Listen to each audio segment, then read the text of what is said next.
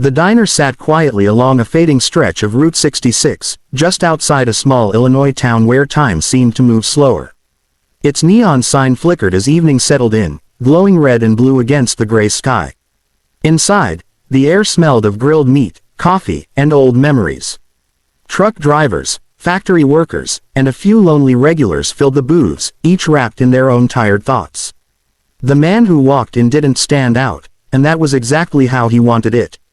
He wore a simple brown jacket, slightly worn boots, and jeans that looked like they had seen better days. His hair was neatly combed, his posture calm, his eyes observant. To everyone else, he was just another traveler stopping for dinner. No one guessed that he was worth millions, a businessman who had once dominated boardrooms in New York and San Francisco. For the past 6 months, he had been living undercover, traveling across America to see life from the other side of wealth. He slid into a corner booth and picked up the menu. His eyes paused on the most expensive item listed, ribeye steak with mashed potatoes. He smiled faintly and ordered it, more out of curiosity than hunger.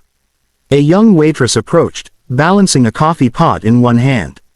Her name tag read Emily. She looked exhausted, dark circles beneath her eyes, but her smile was polite and genuine. "Good evening, sir. What can I get you?" she asked. "I'll have the ribeye steak," he replied calmly. "Medium rare." Emily hesitated for half a second, surprised by his choice, then nodded. "Coming right up." As she walked away, the man watched the diner carefully.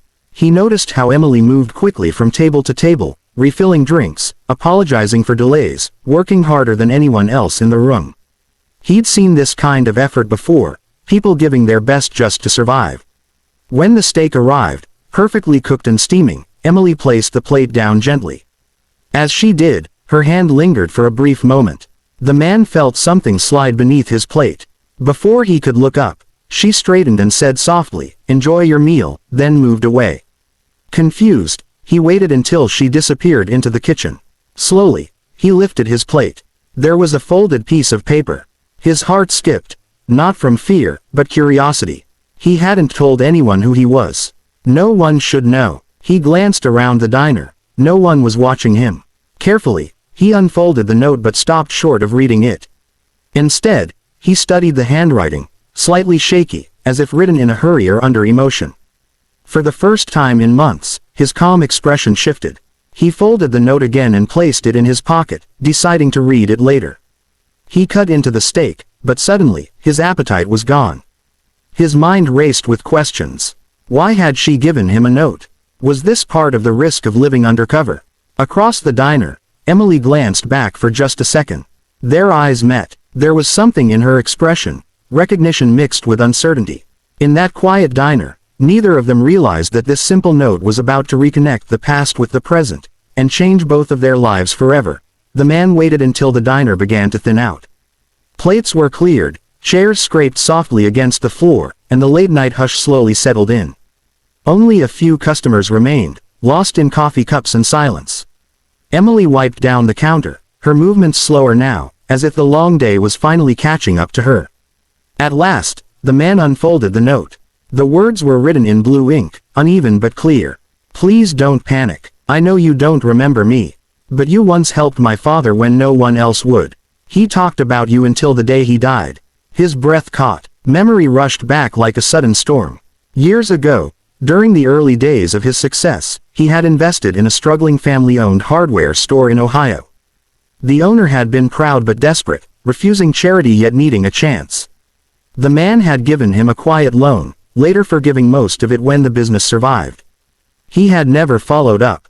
Life had moved on. He looked up slowly, his eyes finding Emily. She was watching him now, nervously twisting a cloth in her hands. When their gazes met, she froze. For a moment, neither of them moved.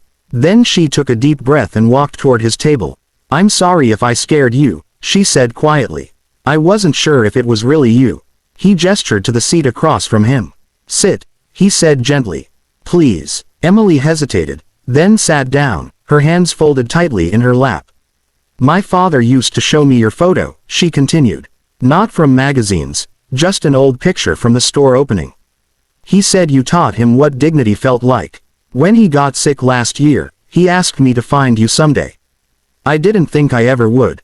The man felt a heaviness in his chest he hadn't felt in years. I'm sorry about your father, he said. He was a good man. Tears welled in Emily's eyes, but she smiled. He believed in kindness more than money. After he passed, the store closed. I moved here, picked up extra shifts, tried to keep going. He looked around the diner again, this time differently. Not as a visitor, but as someone seeing the truth behind it all. You didn't give me that note to ask for help, he said. Emily shook her head quickly. No, I just wanted to say thank you. He would have been happy knowing you were okay. The man reached into his pocket and placed the folded note on the table between them. I came on this journey to understand what really matters, he said softly. I think your father understood it long before I did.